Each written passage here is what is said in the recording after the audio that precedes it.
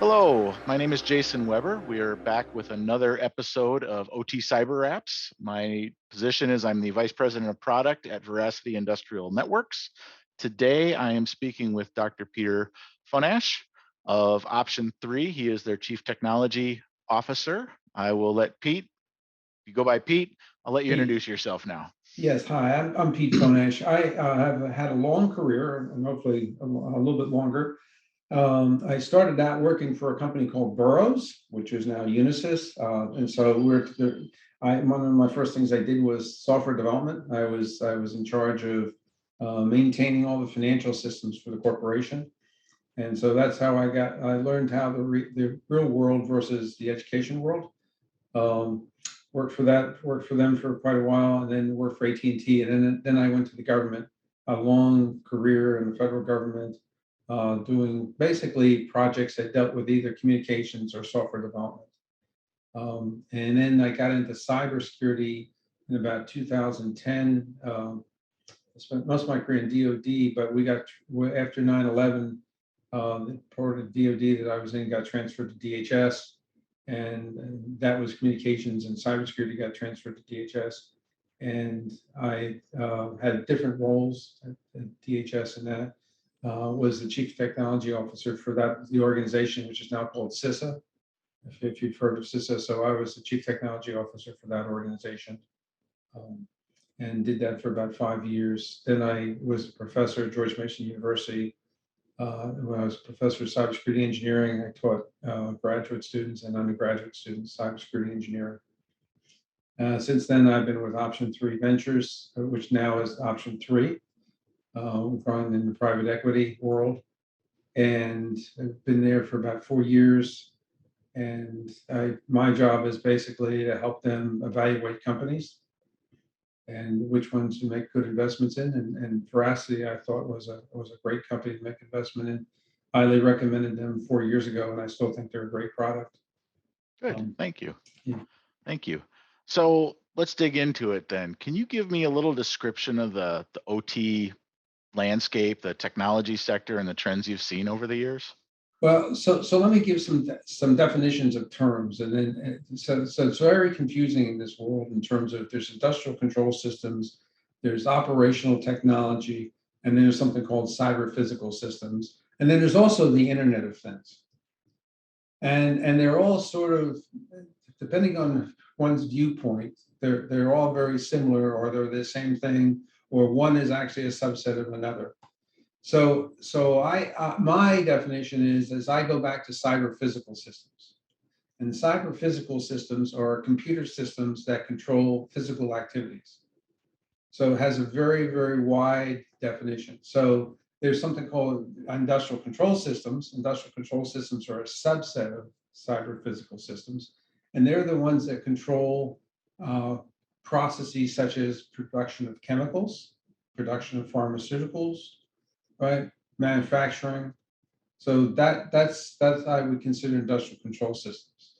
Now, there's also some other examples of cyber physical systems, or you can also call it operational technology, or example for autonomous vehicles, right? So that's a whole different world, but that's the example of another example of a computer controlling a physical activity.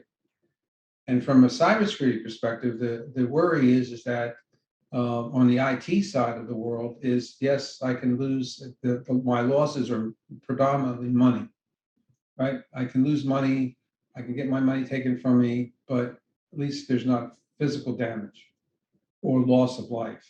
On the cyber physical side of the house, you can have, if you have a chemical plant, if somebody hacks a chemical plant, they could cause the chemical process to cause an explosion.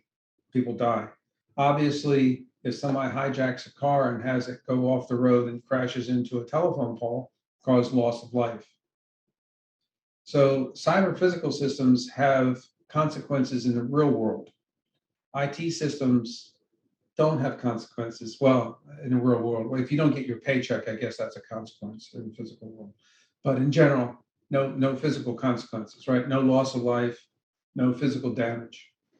So I think and that's an area that's harder to protect.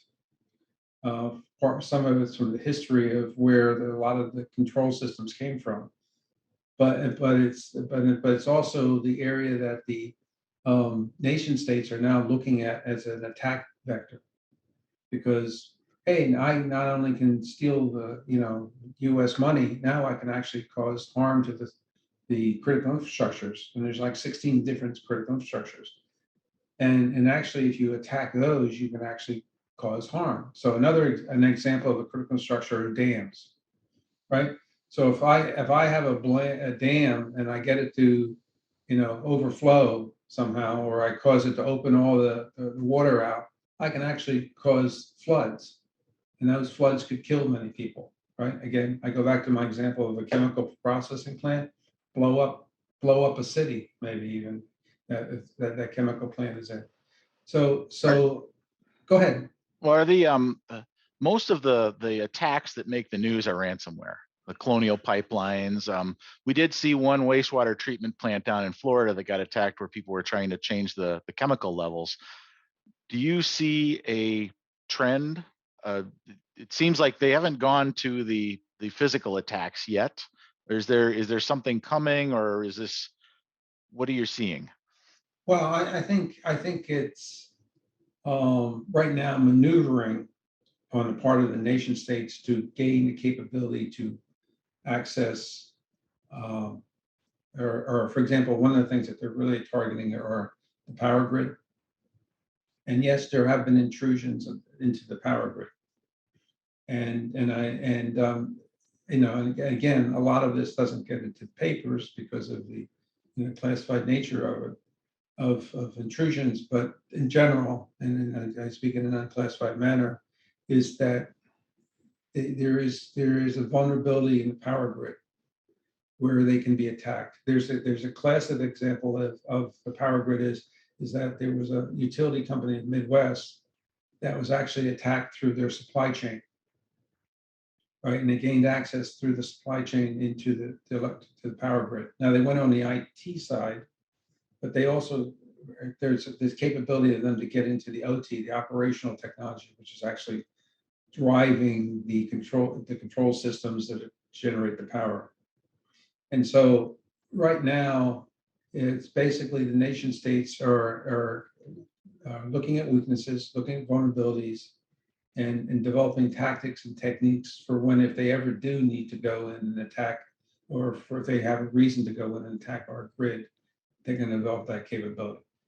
Now, I think the only thing that saves us to some degree is if you go back to the history, somehow has a way of repeating itself. You go back to the Cold War. The only reason why we never had a nuclear war with the Russians was because they understood that they would be destroyed also. They would, so no use of, they were rational. And in today's world, the large nation states like China and Russia are rational.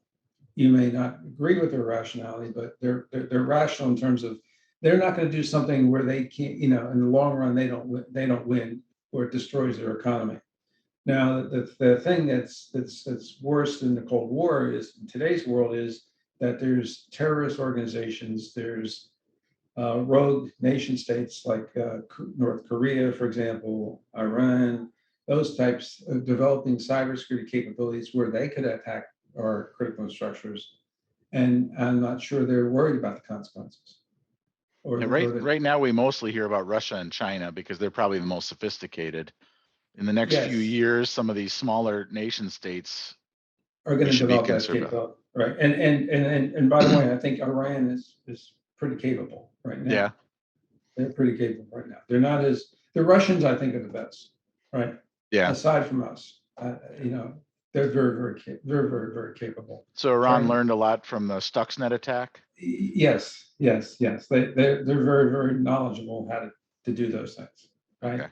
So I think that the concern is that how do we exist in an environment where there's the rational players and then there's the non-rational players, And I think that we have to be able to defend ourselves against the non-rational players, as well as be able to present a capability that would deter the rational actors from doing anything. Is there Yeah. anything different that you should do to prepare based on whether or is it the same thing for both? You can thwart both. I think I think it's the same for both. But I think what if you look at the situation where we are, if, for example, I think there's like 2,000 electric companies, power generation companies in the United States. Some of them are very large companies, some of them are small mom and pop shops, right? And except for Texas, the whole power grid is interconnected. And so if you take it down enough of those mom and pop shops, you can bring down the rest of the, if you do it right, do it smartly, you do it on a really, really hot day where all the power grid is maxed out, and then you take out some key things, then you possibly could bring down the power grid. And I think that what we have to do is we have to raise the capabilities of everyone, not just the big companies, but the smaller companies too, because the adversaries are very smart, and they study and they say, okay, they're not gonna, they're not gonna go and attack the strength. They're gonna go after for the weakness. And sometimes a lot of times that's supply chain, right? Another great example is the Home Depot. When Home Depot got attacked, it wasn't Home Depot they attacked the AC provider, right? So there's all these examples of where they look for the weakest point. They're not going to attack the strength. And so what you have to do is you have to bring up the level of everybody at a basic level of protection. Yeah, And go ahead. some of the difficulty that I've run into is that there's so much old industrial control equipment out there that was not built in this current age, and it's too expensive to upgrade all of those systems, and so you need something else that sort of overlays on top of it to manage that in order Yes. to protect that. Yeah, and there's also unique characteristics of the industrial control systems that they're very, very old that you mentioned. They're also written in unique languages that probably no longer anyone knows how to program anymore in. They also, another thing that's different than IT systems is that these things run 24 hours a day, 365 days a year, and they don't get shut down. So it's not like the Microsoft Tuesday night patch session. You can't patch, or you're doomed. Don't patch because you're afraid of, was there an error in that patch and it's going to cause my industrial control process to crash. I was recently talking to a very good CISO who was talking a story about how he's had a career, and one of the things he did was he was doing a patch, and he had it all worked out and had it all tested out, and it turned out that for the IT systems, but then he didn't realize that what they didn't know was that it was connected to the OT systems, and so they hadn't tested there, and so it broke down their manufacturing for a month. He took another job. Yeah, that And he had happens. a successful career after that, but So the company I used to work for used to talk a lot about IT/OT convergence, and it's interesting that where things are, there's still a lot of separations between the IT and OT groups. yeah, from a manufacturing perspective, yes, and it's again, I go back to my career in the federal government where I was responsible for delivering what's called mission systems, right? And the IT people are always telling me, oh, you got to do this security thing and do that security thing, and I always thought it was just, oh gosh, I don't want to do this. It's just it's going to screw things up. And so I would just find somebody and say, okay, take care of the problem. I'll pay you whatever it costs. Just get rid of them, right? And I think that still goes on today. I think there's a struggle. I think the issue is that the skill sets between IT and OT are very different. The OT people or industrial control system people are very much more the engineering staff. They're the ones who are running the systems, they're running the networks and things like that. And the IT people are basically, they're trained in IT systems. And the CISO and the CIO are trained in those systems. And so I think the skill sets are, the training is different and the perspectives are different, right? From the IT perspective, well, we'll just do a patch, right? And on the other side, you can't do a patch. And the IT systems guys, they replace their systems every 3 to 5 years. And these industrial control systems, some of them are 30 years old. And they've been, and so it's hard to understand them. There's probably nobody around who actually wrote the original programs that they're running. So they don't really know how it's really working. So they don't want to touch it. It's working. I don't want to touch it. Right. And so that I think what's happening is that's shrinking. I think the CIO is getting more, I think they're trying to work together closer. But I think there's just two camps that need to be fused together. And I think that that will happen over time just because of that. And I think the other thing that I want to mention is that I think the interdependence between the two has grown. The just-in-time inventory, they want to know, they want to control, like the pipeline example, the pipeline that went down on the Northeast wasn't the industrial control system portion of it that went down. It was the business side of the house that went down. But they didn't want to bring the IT system, the industrial control systems back up because they didn't understand totally the interactions between the two and were afraid to bring it up until they totally fixed the IT side before they brought the industrial control system side up. Because obviously you don't want oil spilling out in the middle of New Jersey or something like that. No. So the thing is that there's now this interdependence between those two systems and there's all this data transfer. So years ago, the industrial control systems were totally closed or almost totally closed, separate networks. Totally, and therefore very not much interface with the outside. Now they're interfacing with the IT system, and the IT systems has a whole big interface to the whole internet. So the attack vector of these people is, I'm not going to try to attack the industrial control systems directly. Sometimes they do. They can go through the supply chain and the vendors. But another way to do it is just always go through the IT system. So now, so it has to be a recognition by the CIO that they're the gateway to the OT systems now. And there has to be this much closer interaction.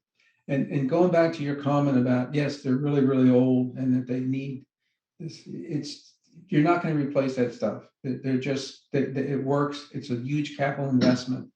And what they need to do is they need to bring something in over to sit on top of it and actually monitor what's going on. And the Veracity product is a really good solution to that because basically the Veracity product will not only provide cybersecurity, but it also save money in the long run. And it'll streamline the business processes on the industrial control system side of the house. Because right when you just have switches, and I remember having to do this, it was that you have switches and they have to wires connect this wire and this wire connects to this wire. Oh, and now you want to change how this switch is talking to controlling this particular manufacturing capability. So every time you change the manufacturing process, you would have to change the switches around that were communicating. And yet it was all hand wired between all these switches. And going back to my experience with working with functioning programs is the documentation was always 3 generations old. And it was likely that if you looked at it, it was don't do that because it's probably opposite of what it was doing before. Yeah. So I think that the Veracity product is a really good solution to that problem because it not only provides cybersecurity, but it really streamlines your process and actually saves money in the long run. Nice. We're starting to get close on time here. So Yes. I guess, are there any other trends or things you see coming in the future that you think people should be aware of, either on the threat vector side or where the security side is going? Well, let me talk about a couple of things. That first of all, on the security side, I think is I think what you're seeing is you're going to see more and more supply chain attacks.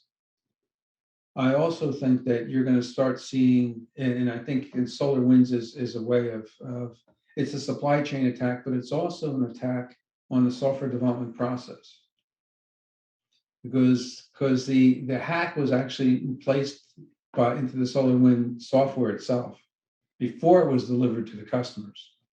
And I think what you're going to see is that they're going to try to compromise the software development process, and they're going to be able to inject their malware into the software development process. And I think if you, my experience is that, I haven't been involved in a actual commercial software development project for a while, but there's not that much security during that process. Right, and they're not protecting the developmental code very much. And so I think there's going to be a trend towards trying to attack that. I think you're also, and again, and also supply chain. I also think is that you got a bunch of very smart Russians and Chinese sitting around, just sitting there thinking, where can I attack? And it's, I think one of the things you see is that if you familiar with football, which I think everyone is that you can't win with your defense playing on the field all the time. And so we have to do something called active defense, where we actually take a more proactive defense in terms of deterring people from coming in. And I think the government has a major role in that. I think this is going to be an evolving process. It's going to take years, but because you don't want the local grocery store attacking the Chinese, who have to maybe to plan ransomware on them or something like that, or a threat actor from the Chinese, maybe not in the Chinese government, just maybe a criminal from China. So you need to have the government have the ability to. I think the government's going to have to get into the role of actively attacking the attacker over time, but I think that's a governmental role. But I think there's also some other things you can do, deception, right? You can do some deception things and things like that, honeypots and things like that that are actually more ways of deterring the attackers. But I think what we have to do is you cannot win playing defense, and when you're trying to defend the millions, the attack surface is so large. You have large corporations probably have 1 million points of entry. You're trying to defend every point of entry. And by the way, if you defend it perfectly right now, your network's changing every second. And so therefore, you have to be protected. It's almost impossible to protect it for 100%, because just always changing the threat and attacks, it's changing. And all these smart guys are trying to figure out ways to get in. And so I think that you're just going to have to recognize that, and you're just going to have to start doing other things than just playing defense. And so I Okay. think that's going to be something in the future. Okay. Well, thank you. We've run up on the end of our time. This has been fascinating. This is not the direction I thought we were going to go, but this has been way better. Dr. Pete, I really appreciate your time. Thank you very much. This is another episode of OT Cyber Apps, and we will catch you next time. Thanks a lot. Thank you.